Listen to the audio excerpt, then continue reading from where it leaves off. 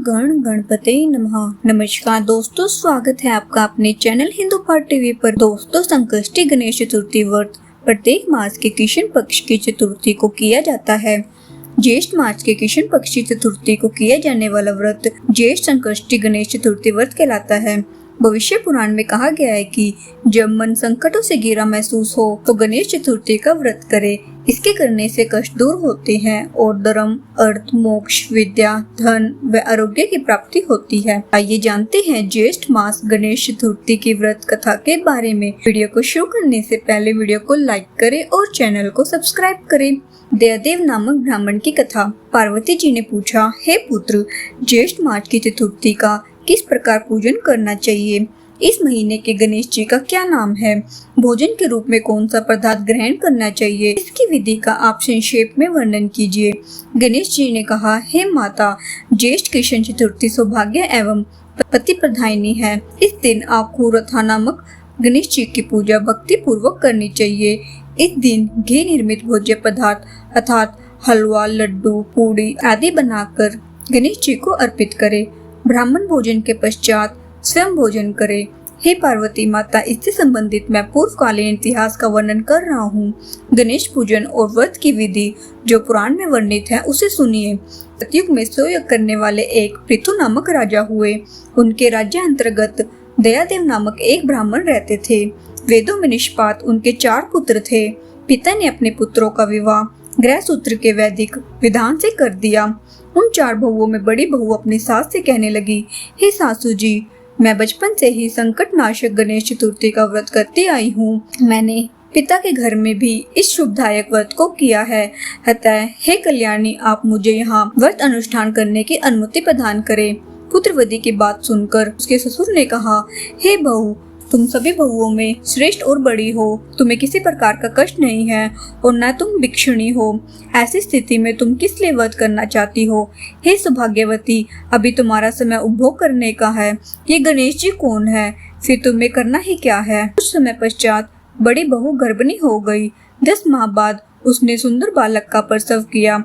उसकी सास बराबर बहू को व्रत करने का निषेध करने लगी और व्रत छोड़ने के लिए बहू को बाध्य करने लगी। व्रत भंग होने के फलस्वरूप गणेश जी कुछ दिनों में कुपित हो गए और उसके पुत्र के विवाह काल में वर वधू के सुमंगली के समय उसके पुत्र का अपहरण कर लिया। इस अनहोनी घटना से मंडप में खलबली मच गई। सब लोग व्याकुल होकर कहने लगे, लड़का कहाँ गया? किसने अपहरण कर लिया? भ्रातृयों द्वारा ऐसा समाचार पाकर उसकी माता अपने ससुर दयादेव से रो रो कर कहने लगी, हे ससुर जी, आपने मेरे गणेश चतुर्थी व्रत को छुड़वा दिया, जिसके प्रमाण स्वरूप ही मेरा पुत्र गायब हो गया। अपनी पुत्र वधू के मुख से ऐसी बात सुनकर ब्राह्मण दयादेव बहुत दुखी हुए। साथ ही पुत्र वधू भी दुखित हुई। पति के लिए दुखित पुत्र वधू पति माँ संकट नाशक गणेश चतुर्थी का व्रत करने लगी। एक समय की बात है कि एक वेदज्ञ और दुर्बल ब्राह्मण भिक्षाटन के लिए उस मधुर भाषिणी के घर आया। ब्राह्मण ने कहा, हे बेटे, मुझे भिक्षा स्वरूप इतना भोजन दो कि मेरी क्षुधा शांत हो जाए। उस ब्राह्मण को सुनकर उस धर्मपरायण कन्या ने उस ब्राह्मण का विधिवत पूजन किया। भक्ति पूर्वक भोजन कराने के बाद उसने ब्राह्मण को वस्त्र आदि दिए। कन्या की सेवा से संतुष्ट होकर ब्राह्मण कहने लगा, हे कल्याणी, हम तुम पर प्रसन्न है। तुम अपनी इच्छा के अनुकूल मुझसे वरदान प्राप्त कर लो।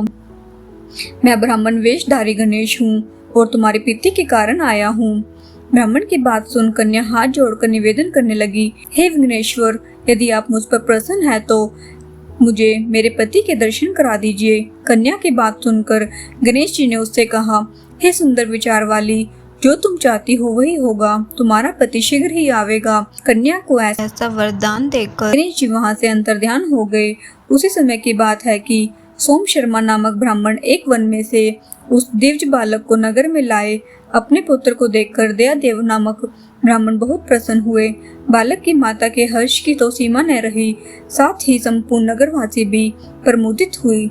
बालक की माता ने पुत्र को छाती से लगा लिया और कहने लगी कि गणेश जी के प्रसाद से ही मैंने खोए हुए पुत्र को प्राप्त किया है। फिर से मंडप का निर्माण करके विधि पूर्वक वैवाहिक कार्य संपन्न किया।